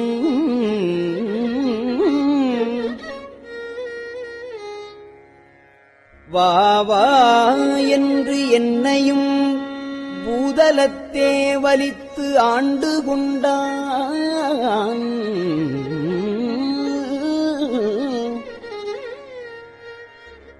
பூவார் அடிச்சுவடு என் தலைமேல் பொறித்தலுமே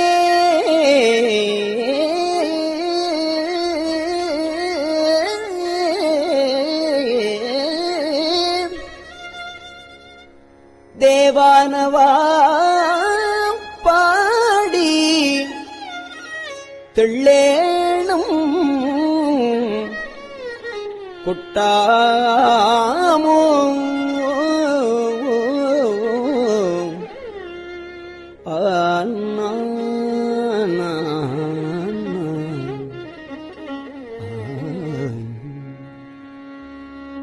கரங்கோலை போல்வதோர்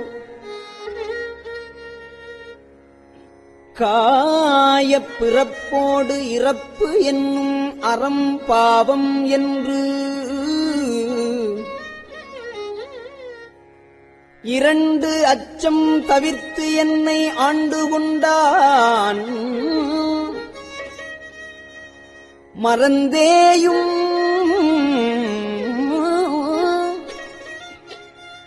தன் கழல் நான் மறவாவண்ணம் நல்கிய அத்திறம்பாடல் பாடி நாம் தெள்ளேணம் தெள்ளேணம் கொட்டாமோ கல்நார் உரித்தன்ன என்னையும் தன் கருணையினால்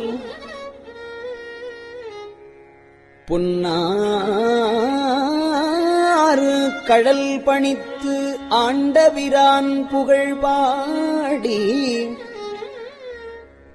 மின்னேர் நுடங்கிடை செந்துவர்வாய் விண்ணகையீர் மின்னேர் முடங்கிடை செந்துவர்வாய்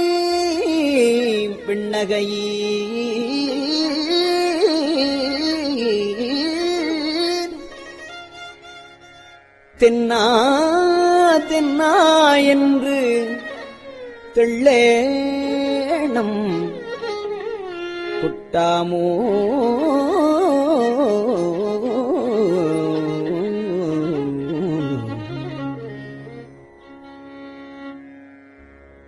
கனவேயும் தேவர்கள் காண்பரிய கனை கழலோன்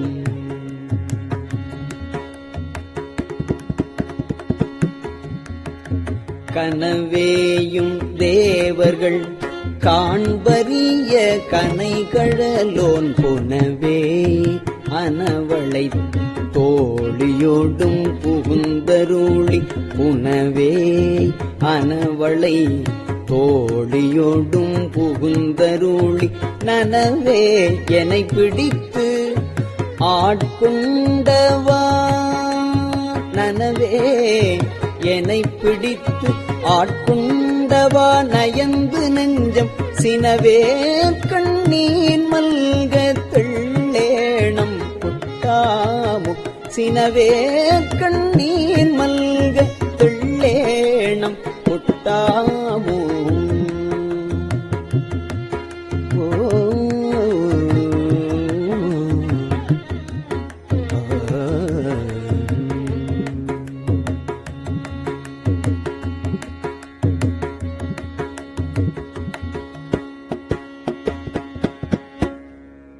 திருச்சிற்றம்பலம். பெரியவா சரணம். இந்நிகழ்ச்சியின் அடுத்த பகுதி நாளை மாலை இதே நேரத்தில் ஒளிபரப்பாகும். பெரியவா சரணம். பெரியவா சரணம். பெரியவா வானொலியின் இன்றைய நிகழ்ச்சிகளின் நிறைவாக திருப்பொன்னூசல் வழங்குபவர் சத்குருநாத தேசிகர் அவர்கள். பெரியவா சரணம். திருச்சிற்றம்பலம். திருப்பொன்னூசல். முன்னீரும் ஆதியும் இல்லான் முனிவர் குழாம்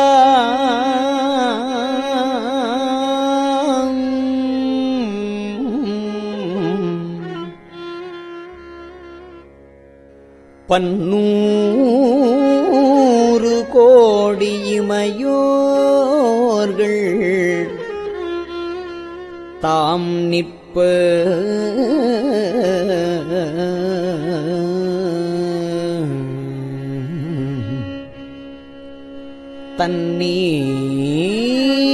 தன்னீர் எனக் கருளி தன் கருணை வெள்ளத்து மன்னூர மன்னு மணி உத்தர கோசமங்கை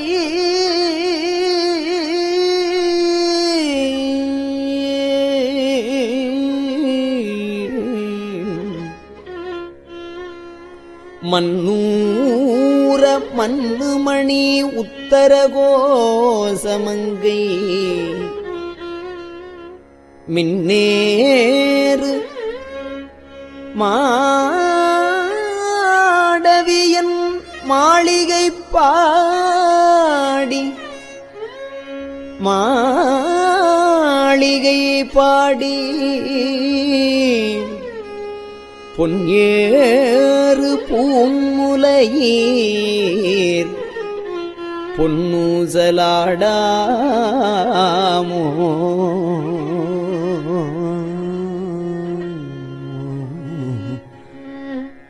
நான்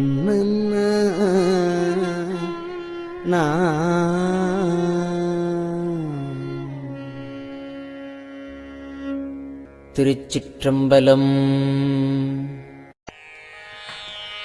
கஞ்சிவய காமாட்சி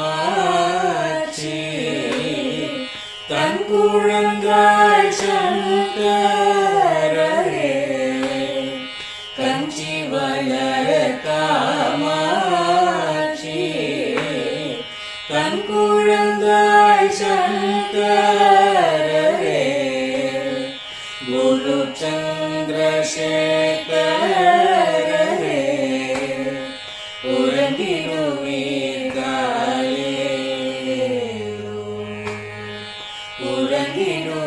உறங்கிடுவீர்களே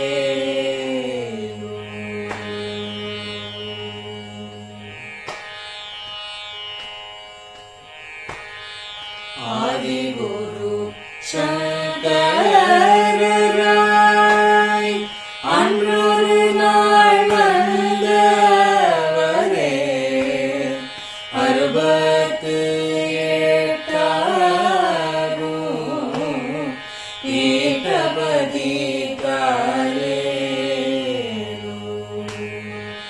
ஏழுலகும் பூப்பவரே காப்பவரே கடப்பவரே எல்லோர்க்கும் அருள்பவரே உலகிடுவீதாயே அயனுடனே மாலவனோ தேடிய பொற்பதத்தவரே அருமறைகள் சாற்றும் முயல் மலர்பதமே காலே முக்தி நிலை எய்திடவே சக்தி தரும் சத்குருவே முக்தி நிலை எய்திடவே சக்தி தரும் சத்குருவே நித்தமெங்கள் நாவீசையில் நித்திரை கொள்தாயே நித்தமெங்கள் நாவீசையில் நித்திரை கொள்தாளே நித்தமெங்கள் நாவீசையில் நித்திரை கொள்தாளே